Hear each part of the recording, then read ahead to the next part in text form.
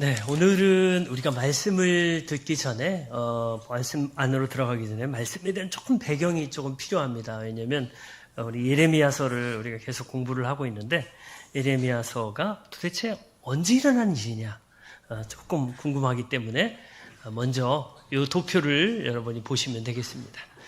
자, 이 성경에는 구약은 몇 가지의 그런 시대로 나뉘는데요. 먼저 창조시대라는 게 있어요. 우리 한번 따라서 해볼까요? 창조시대. 창세기 1장부터 11장까지의 이야기입니다. 그 창조시대는 시간이 굉장히 길어요. 그리고 창조시대를 지나면 드디어 12장에 누가 나오냐면 믿음의 조상 누가 나올까요? 아브라함이 나오죠. 그래서 아브라함의 아들 누구일까요? 이삭. 이삭의 아들 누구일까요? 야곱과 에서가 나오죠. 그 다음에 야곱의 12아들이 나오죠. 그래서 그 중에 가장 대표적인 아들이 요셉이었죠. 그래서 그 아브라함부터 요셉까지 살았던 그 시대를 무슨 시대라고 하냐면 족장들의 시대다. 그래서 족장시대라고 합니다. 우리 한번 따라서 해볼까요? 족장시대. 자, 첫 번째 시대가 뭐였어요? 창조시대. 우리가 거꾸로 해야 되나요? 자, 첫 번째 시대는 무슨 시대? 창조시대. 자, 아브라함부터 요셉까지의 시대를 무슨 시대? 족장시대. 자, 그리고 요셉 때에 어디로 갔지요? 애굽으로 갔죠.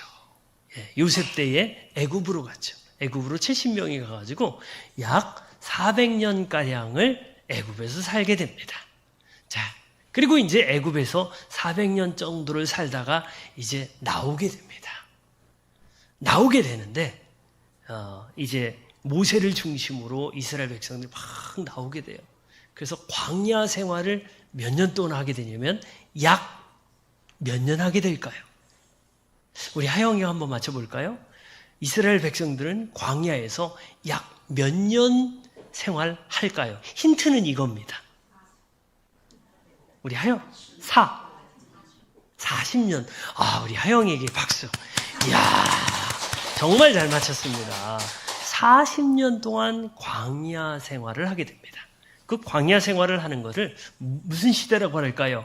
그 앞에 광야자를 붙이니까 광야 시대라고 하죠. 그리고 광야 시대를 마치고 이제 어느 땅에 들어갈까요? 가나안 땅에 들어가게 되죠. 가나안 땅에 들어가서 이제 가나안 땅에서 살게 되는데 그때 가나안 땅의 지도자들이 나오게 됩니다.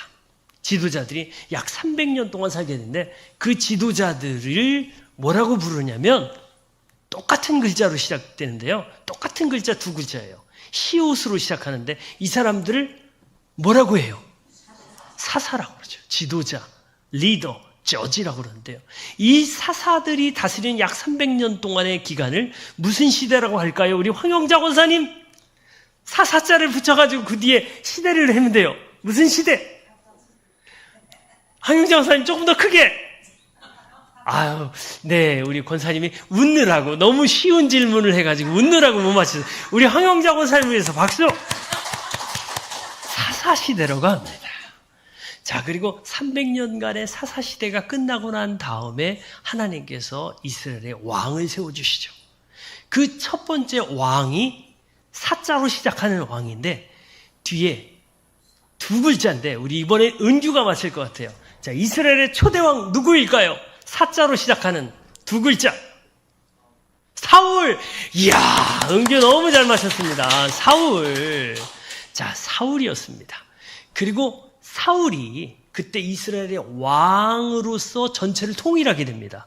그래서 그때를 무슨 시대라고 그러냐면 통일왕국 시대라고 합니다. 우리 한번 따라서 해볼까요? 통일왕국 시대. 통일왕국 시대. 예, 통일왕국 시대. 그래서 통일왕국 시대는 사울이 처음에 왕이었는데 하나님께서 이 사울이 아니다.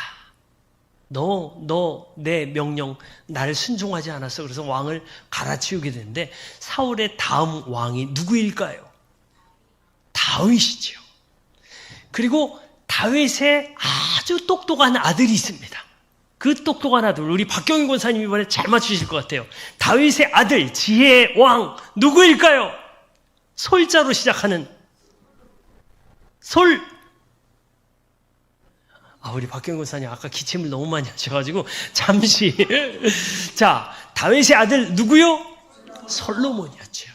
자, 그래서 솔로몬까지 통일 왕국 시대예요. 근데 솔로몬이 뭘 많이 섬겼냐면 우상을 많이 섬겼어요. 그래서 우상을 많이 섬겨서 나라가 두 나라로 갈리게 됩니다. 그래서 사울, 다윗, 솔로몬까지를 통일 왕국 시대였는데 이 솔로몬의 아들 르호보암 때에 이제 드디어 나라가 갈리게 됩니다. 한 나라는 북쪽의 이스라엘, 북이스라엘. 우리 한번 따라서 해볼까요? 북이스라엘. 남쪽은 유다 지파와 베냐민 지파 두 지파만 남았는데 보통 남유다라고 합니다. 그래서 남유다. 이렇게 나라가 나뉘어서 분열 왕국 시대라고 그래요. 우리 한번 따라서 해볼까요? 분열 왕국 시대. 예, 분열 왕국 시대가 이렇게 했는데 그래도 남쪽은 다윗의 아들들, 다윗의 자손들이 쭉 왕으로 이어지면서 그래서 하나님 믿는 흉내를 조금 냅니다.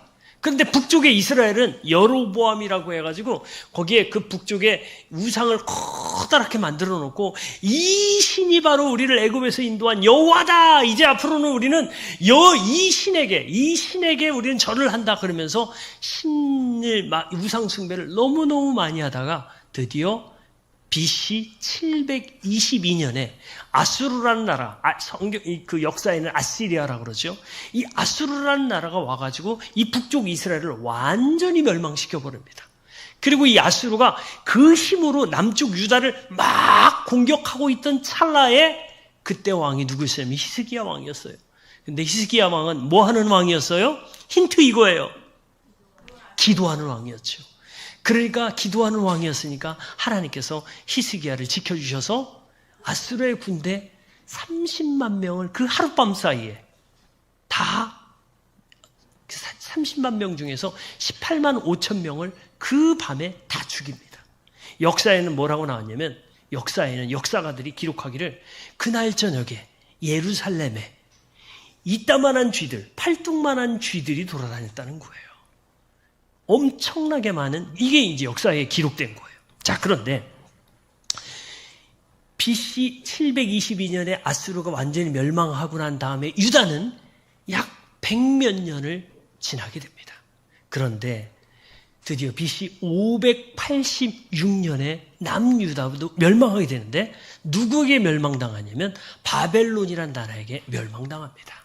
그런데 그 멸망당하는 BC 586년 어간에 활동했던 선지자가 오늘 성경에 나오는 바로 예레미야예요. 그래서 오늘 예레미야를 설명하기 위해서 예레미야가 어떤 메시지를 전했는지를 설명하기 위해서 제가 구약의 역사를 쭉 말씀을 드린 거예요. 자, 예레미야는 그러니까 지금으로 따지면 몇 년 전의 사람이에요? 약 2600년 전 정도에 일어났던 일이에요. 자, 이제 불을 켜주고, 자, 2600년 전에 예루살렘에서는 어떤 일들이 일어났을까요? 2600년 전에 예레미야 선지자는 사람들에게 하나님의 심판이 여러분에게 임박해 있습니다. BC 586년에 이제 실제 멸망하게 되는데 바벨론이란 나라가 이곳에 쳐들어와서 여러분들을 다 포로로 잡아갈 거예요. 라면서 막 하나님의 말씀을 외쳤습니다. 그 하나님의 말씀을 외칠 때 그 예레미야의 핵심 메시지는 뭐냐면 하나님의 진노의 심판이 여러분에게 임한다는 거예요. 그 진노의 심판은 불의 심판 같다는 거예요. 저는 지난 월요일 날 우리 신분당 지역의 목사님들 중에 한 사모님이 긴급하게 우리 카톡방에 올린 거예요. 소방관들 사진들을 쭉 올린 거예요. 그러면서 뭐라고 했냐면 우리 교회에 불이 났어요. 저는 깜짝 놀랐어요. 우리 그 신분당 지역의 이 목사님 성은교회가 어디에 있냐면 임해동에 있거든요. 임해동의 지하에 아주 예쁜 그런 교회예요. 근데 임해동 지하에 그런 일이 일어날 거라고는 생각지도 못했어요. 우리 목사님하고 사모님이 얼마나 참 교회를 아기자기하게 꾸며놓고 얼마나 예쁘게 목회도 얼마나 예쁘게 하시는지 몰라요. 연세가 조금 있으신데요. 그래도 너무너무 재밌게 하세요. 이 목사님은 이 서울대를 나오고 서울대 대학원 나오고 나중에 소명을 받아가지고 목회를 하시는데 정말 열심히 하시는 분이에요. 이 사모님은 어성경이 읽어지네의 일타 강사시거든요. 그래서 두 분이 얼마나 목회를 재밌게 잘 하시는지 몰라요. 성도님들은 많진 않아도 굉장히 재밌게 막 하시는데 그 교회가 불이 났다는 거예요. 그 지하가 다 타버렸다는 거예요. 그래서 월요일 아침에 제가 이제 집에서 자전거를 타고 갑니다. 이제 자전거를 타고 막 교회를 갔어요. 교회를 가봤더니 세상에 교회에서 연기가 탁 나는데 제가 우리 밴드에 올려드렸죠. 지난 월요일 날 밴드에 올려드렸잖아요. 그 지하의 입구에 연기가 쫙 오는데 그 교회에 가보니까 거기에 다 타버렸어요. 근데 연기 때문에 들어갈 수가 없어요. 근데 코를 막고 이렇게 들어가 봤더니 그 안에 다 타가지고 의자까지 싹 타버렸어요. 이게 웬일입니까? 저는 이제 목사님하고 사모님이 너무 놀라셔가지고 목사님하고 사모님을 위로해드리고 점심 사드리려고 갔더니 목사님하고 사모님이 너무 지쳐서 그냥 주저앉으신 거예요. 도대체 이런 일들이 어떻게 TV에서 보는 일들이 나에게 일어났기 때문에 너무너무 당황스러워한 거예요. 그래서 집에 가서 좀 쉬어야 되겠습니다. 그래서 저도 집에 오고 이제 목사님하고 사모님도 이제 집에 갔어요. 그리고 이제 화요일 날 제가 이제 아침에 자전거를 타고 교회를 오는 거예요. 자전거를 타고 교회 오는데 이 성은교회를 위해서 너무너무 간절하게 기도하는 거예요. 하나님, 우리 성은교회 하나님 이거 불 다 타버렸는데 어떻게 합니까? 제가 물어봤더니 화재보험도 안 들었다는 거예요. 그래가지고 하나님 이거 어떻게 해야 돼요?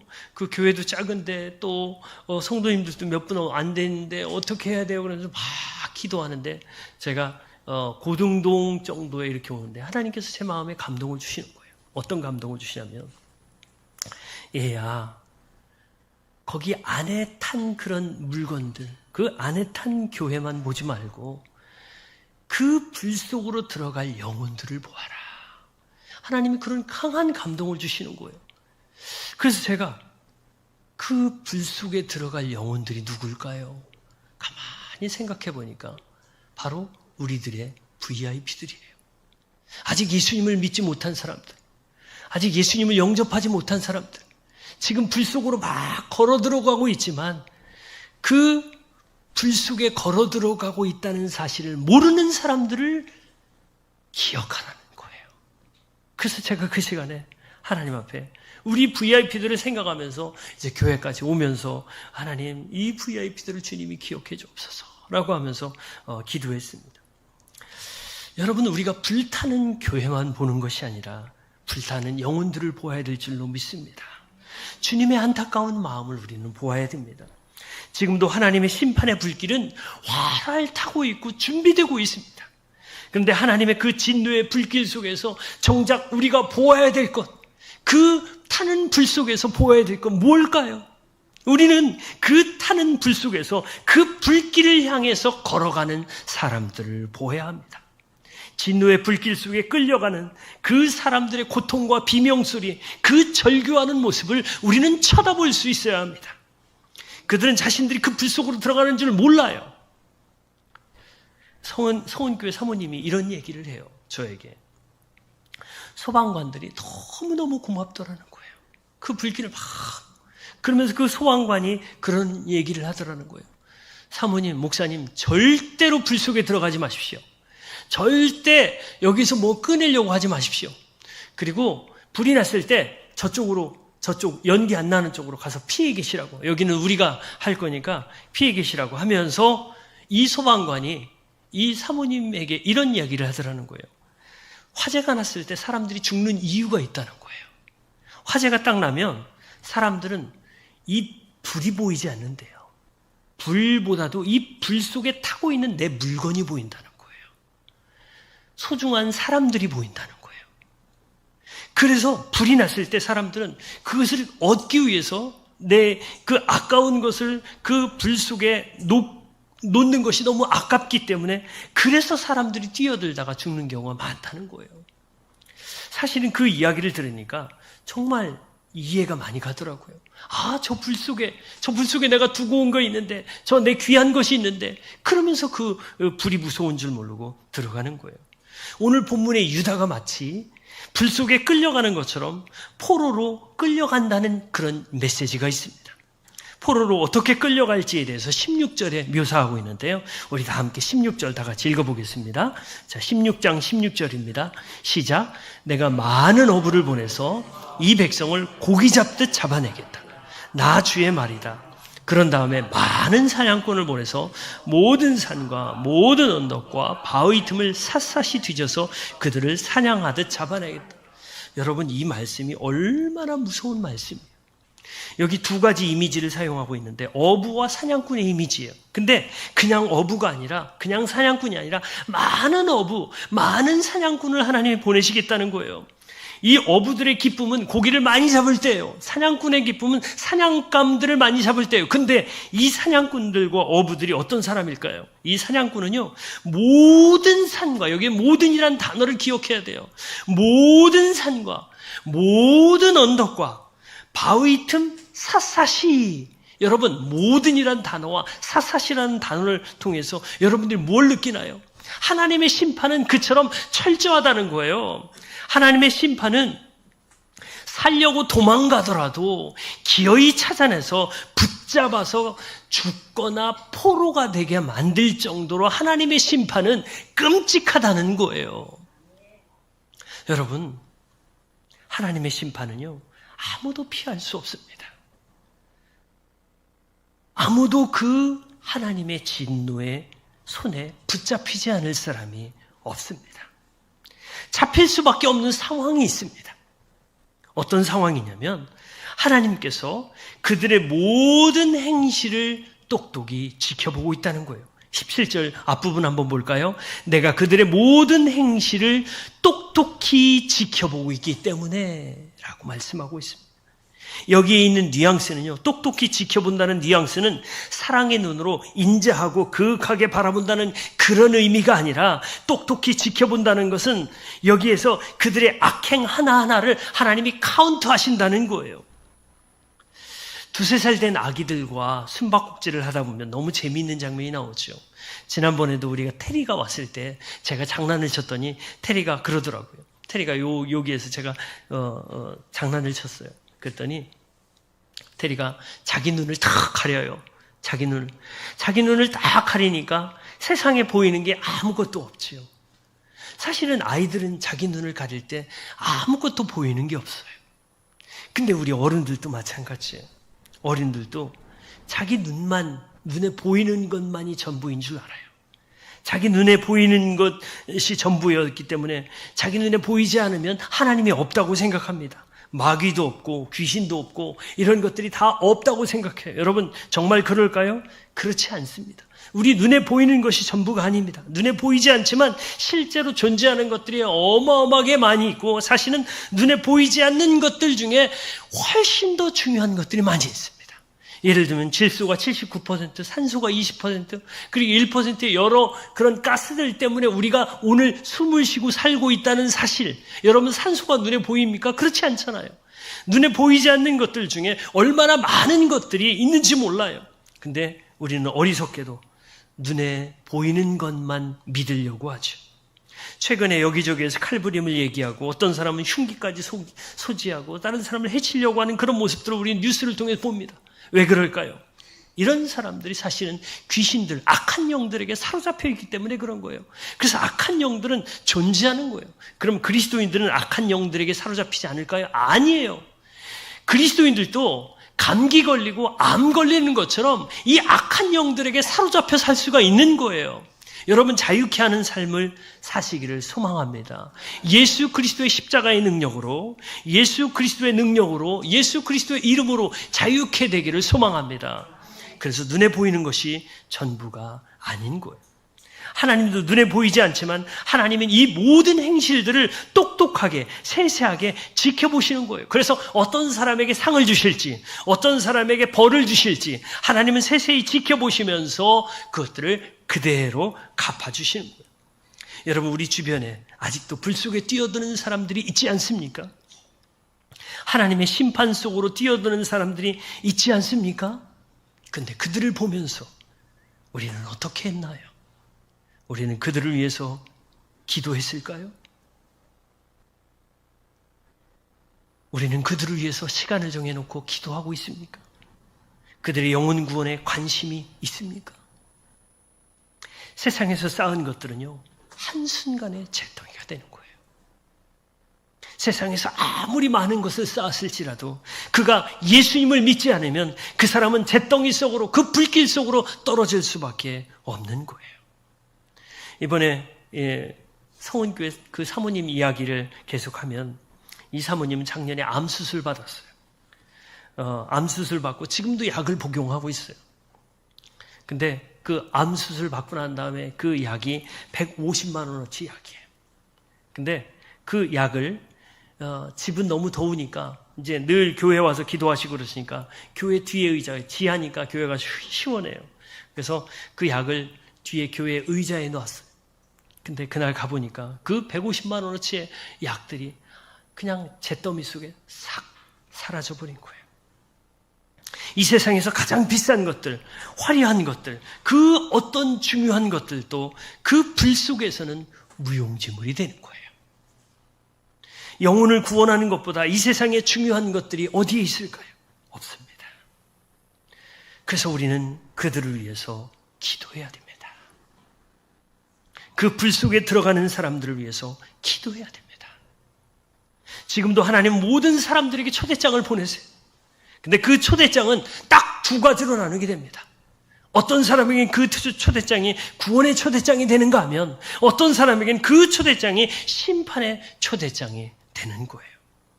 그래서 여러분, 불길 속으로 들어가는 사람들, 혹시 우리 가족 중에 그런 사람이 있을 수 있습니다. 우리의 이웃, 내 친구들 중에 그런 사람이 있을 수 있습니다. 그런 사람들을 우리 교회로 데리고 올 필요는 없어요.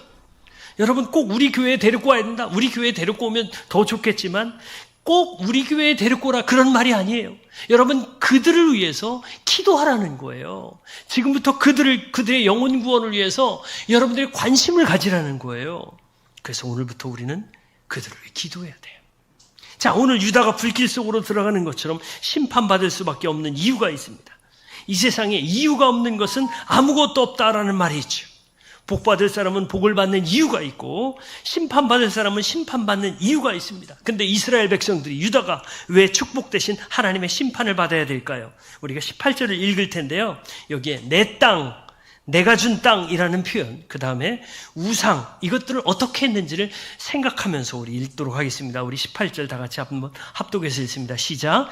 그들이 시체 같은 우상으로 내 땅을 더럽히고 내가 그들에게 물려준 땅을 역겨운 우상들로 가득 채워놓았으니 나는 이렇게 우선 그들의 죄악과 허물을 갑절로 보복하겠다. 아멘. 유다가 반드시 심판받을 수밖에 없는 두 가지 이유가 있습니다. 하나는 시체 같은 우상으로 하나님의 땅을 더럽힌 거예요. 그리고 그것도 모자라서 하나님이 주신 땅에서 가장 싫어하는 가증한 일, 역겨운 그런 우상들로 가득 채웠다는 거예요. 이거는 단회적인 게 아니라 이들이 계속적으로 지속해서 했다는 거예요. 여기서 우리가 알아야 될 것은 뭐냐면, 우리가 있는 곳 전체가 사실은 하나님이 주신 땅, 하나님의 땅이다라는 사실이에요. 여러분, 이 사실 믿습니까? 그래서 인생은 출장이에요. 인생은 출장이에요. 하나님이 잠시 보낸 곳이 바로 인생이에요. 인생은 출장.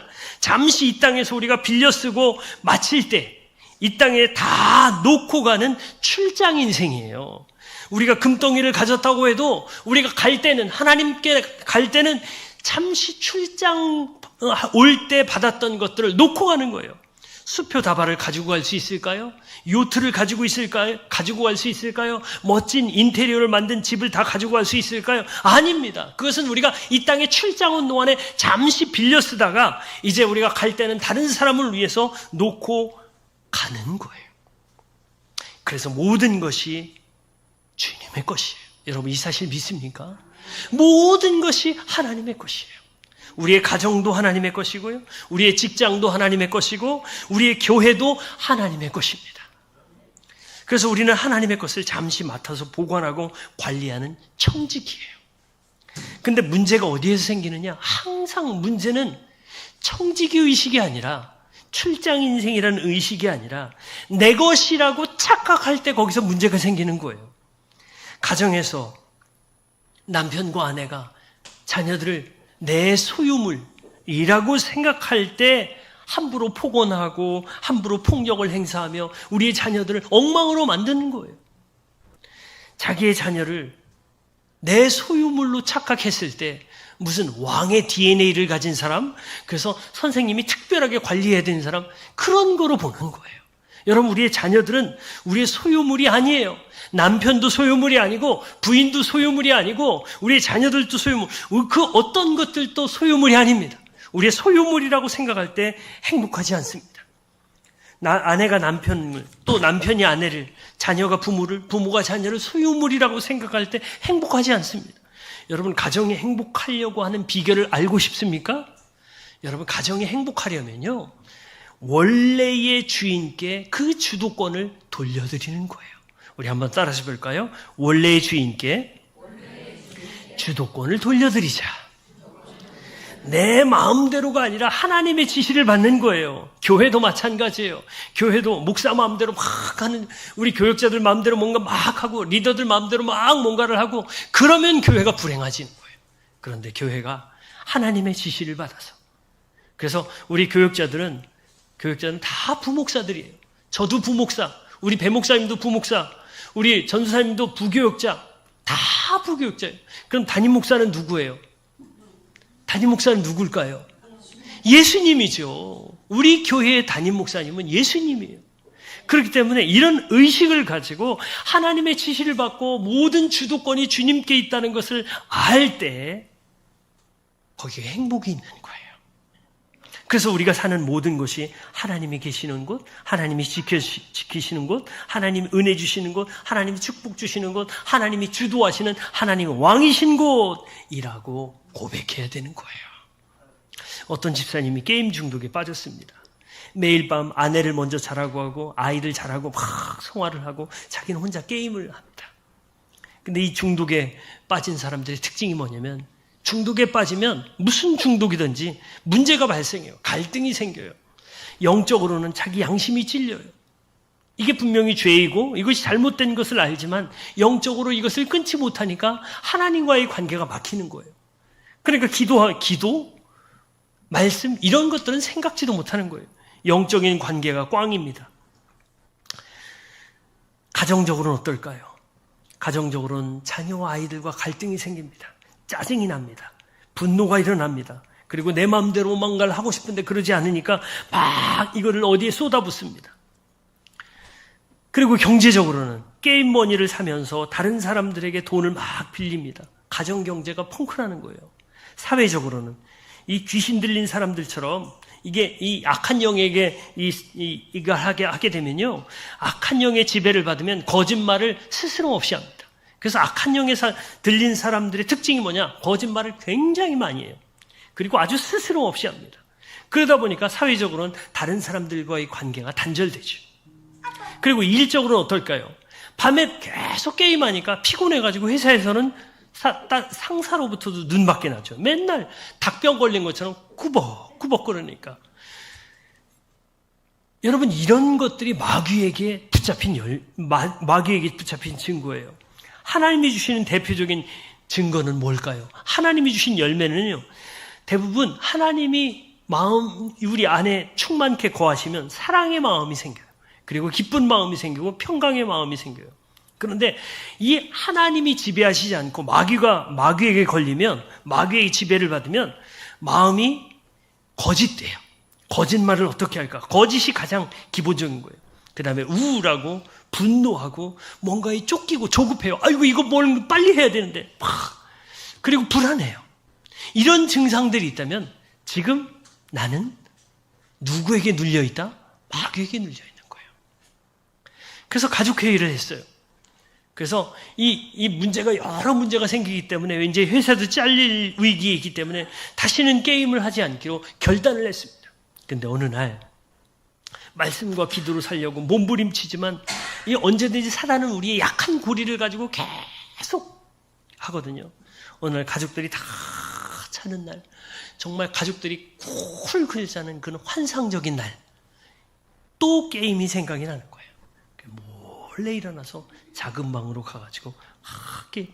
근데 하필이면 자기 막내딸이 분명히 딸과 약속했는데 막내딸이 방문을 확 열어 제키면서 아빠! 여기에도 하나님이 계셔! 이 한마디에 이 집사님이 콱 무너진 거예요. 여러분, 가족들이 다 자고 자기는 이 작은 방에 몰래 게임을 하면 아무도 모를 거라고 생각했지만 거기에도 누가 계셨어요? 하나님이 계신 거예요. 하나님은 모든 온 우주 만물의 창조의 주인이실 뿐만 아니라 모든 땅들이 다 하나님의 것이에요. 근데 그 하나님의 것에 유다 백성들은 지금 뭘 했을까요? 유다 백성들은 거기에 우상으로 가득 채웠어요. 그래서 하나님이 그들을 심판하시는데 아주 무섭게 심판하셔요. 오늘 본문에 보니까 아까 우리가 읽었던 것 중에 우선이라는 단어와 갑절이라는 단어를 주목해서 보아야 되는데 우선이라는 단어는 뭐예요? 그 다음에도 계속된다는 거예요. 갑절이라는 단어는 충분한, 완전한이라는 그런 의미예요. 그래서 우상숭배의 죄악과 허물에 대해서 하나님이 충분히 멸망할 때까지 심판하시겠다라는 그런 말씀이에요. 왜 하나님은 계속 심판을 그냥 안 하시고 예고하실까요? 왜 예고하시냐면 방법까지 알려주시면서 예고하시는 이유는 뭐냐면 아직도 너희들이 회개할 기회를 내가 줄게. 아직도 너희에겐 기회가 있단다. 너희가 회개하고 나에게 돌아올 때 이 모든 심판을 내가 거둘 것이다라는 그 하나님의 사랑의 메시지였어요. 그래서 하나님이 심판을 작정하시고 심판을 경고하실 때 여러분 그 하나님의 경고를 소홀히 들지 말기를 바랍니다. 여러분 오늘 메시지를 통해서도 마찬가지예요. 여러분 개인들에게 하나님께서 들려주시는 메시지가 있을 거예요. 그런데 그 메시지를 무시하지 말고 하나님의 경고로 듣고 내가 하나님 앞에 회개해야지. 내가 하나님께 돌아가야지라고 결심하고 결단하는 저와 여러분들 되기를 바랍니다. 여러분 우리는 마찬가지예요. 우리의 삶의 모든 영역이 하나님의 것임을 우리는 인정하고 살고 있는가? 그곳에서 우리가 하나님의 얼굴 앞에서 산다는 믿음으로 살고 있는가? 우리의 가정과 우리의 직장과 우리의 사업장이 하나님의 것으로 인정하고 고백하는가? 우리 주 예수님은 십자가에 달리시면서 우리의 영원한 속죄를 이미 이루어 주셨습니다. 히브리서 9장에 보면 그가 단번에 성소에 들어가심으로 영원한 속죄를 이루었다라고 말씀하셨는데 이 영원한 속죄를 이루신 주님이 계신데 아직도 내가 죄의 습관을 버리지 못해서 그것을 내가 붙잡고 있어서 그것이 쓴뿌리가 되어서 여전히 문제를 일으키고 있다면 이 시간에 그 쓴뿌리들을 예수 그리스도의 이름으로 잘라버리기를 소망합니다. 근데 오늘 본문에서 아주 놀라운 사실을 발견하게 됩니다. 이 불길 속에서 다 멸망할 것 같은데 하나님이 거기서 한 줄기 비전을 보여주시는 장면입니다. 당시 유다는 온통 영적인 어둠, 소망 전혀 안 보입니다. 영적인 어둠 속에 갇혀있기 때문에 어떤 소망도 보이지 않습니다. 그런데 하나님이 그곳에 생명의 빛, 구원의 빛을 한 줄기를 비춰주신다는 거예요. 그 빛이 물론 예수님이 합니다. 자, 오늘 그 본문에서 한 줄기 비전이 예레미야의 기도 가운데 나오는데요. 우리 19절 다 같이 한번 합독해서 읽겠습니다. 시작. 주님, 내가 환난을 당할 때 주님은 나의 힘과 요새와 피난처가 되십니다. 세상 만민이 모든 땅끝에서 주님을 찾아와릴 것입니다. 우리의 조상이 물려준 것은 거짓되고 헛되며 전혀 쓸모가 없는 것뿐입니다. 아멘. 자, 환난 당할 때 주님이 나의 힘과 요새와 피난처가 되신다는 이 사실이 예레미야에겐 소망입니다. 은혜 주실 자에게 은혜를 주시고 구원하실 자를 구원하시고 축복하실 자를 축복하시고 심판받을 자를 심판 가운데 던지시는 것이 하나님의 뜻인 것을 믿습니다. 여러분, 그래서 우리가 하나님의 비전을 붙잡는 자, 하나님의 소망을 붙잡는 자는 그 소망이 자기들의 믿음이 되는 거예요. 그리고 그 믿음이 그 사람들을 살리게 되는 거예요. 다니엘의 세 친구가 느부갓네살이 우상에게 절을 하지 않는다고 그 다니엘의 세 친구들을 불 속에 던져버리죠. 근데 하나님은 그 불 가운데서 그들을 구원하시죠. 왜 구원하셨을까요? 그곳이 불길이 아니고 그들에겐 불길이었지만 그 불길이 그들에게는 하나님의 땅이었기 때문에 그래요. 하나님의 장소였기 때문에 하나님의 보호하시는 곳이었기 때문에 그들이 구원받게 된 거예요. 그래서 세상은 온통 어둠으로 캄캄하고 세상은 모든 환난과 고통과 역경과 모든 고난이 있을지 몰라도 그곳이 하나님의 땅입니다라고 인정하는 순간에 그곳은 누가 보호하시는 곳이 될까요? 하나님이 보호하시는 곳이 되는 거예요. 여러분의 삶도 마찬가지예요. 여러분의 삶도 굉장히 힘들고 어렵고 지치고 정말 캄캄할 수 있을 수 있습니다. 그렇지만 이곳이 하나님의 땅입니다 라고 고백하는 순간 그곳은 하나님의 보호의 장소가 되는 거예요. 근데 그것뿐만 아니라 어떤 일들이 일어날까요? 남은 자들이 돌아온다는 거예요. 심판받은 자들이 이제 드디어 돌아온다는 거예요. 그리고 이방 땅들도 돌아온다는 거예요. 이방 땅들이 어떻게 돌아올까요? 과거에 우리 조상들이 섬겼던 신들은 아무것도 아닙니다. 이제는 진짜 하나님을 섬기겠습니다라고 하면서 돌아온다는 거예요. 이게 하나님의 비전이었고 이것이 예레미야의 비전이었어요. 그들이 돌아올 때 그들은 죄를 회개할 거예요. 그리고 우상을 무가치한 것으로 알 거예요. 그리고 하나님을 알기 위해서 주님의 도와 주님의 율법을 배우게 될 거예요. 하나님이 그들에게 권세와 능력을 알리시기죠. 주님의 이름이 주님이시라는 것을 그때 사람들에게 알려주시죠. 여러분, 마지막 날, 주님이 재림하시는 날, 주님은 이 세상의 모든 것을 심판하실 거였어요. 근데 이 땅에서 주를 위해 산 사람들, 주님 때문에 고통받고 박해받고 멸시받고 힘들게 산 모든 사람들을 하나님이 영광스러운 보좌에 앉히실 것을 믿습니다. 그래서 우리는 어둠만 보는 사람들이 아니라 어둠 속에서 빛을 보내주시고 그 빛으로 살아갈 수 있는, 또 그 빛 때문에 길을 열어주시는 하나님, 그 빛으로 우리를 보호하시는 하나님을 볼 수 있어야 합니다. 여러분은 지금 무엇을 보고 있습니까? 사방이 캄캄하고 아무 대책 없어 보이고 도저히 막힌 담벼락 같은, 그는 무너지지 않을 것 같은 현실만 보고 있습니까?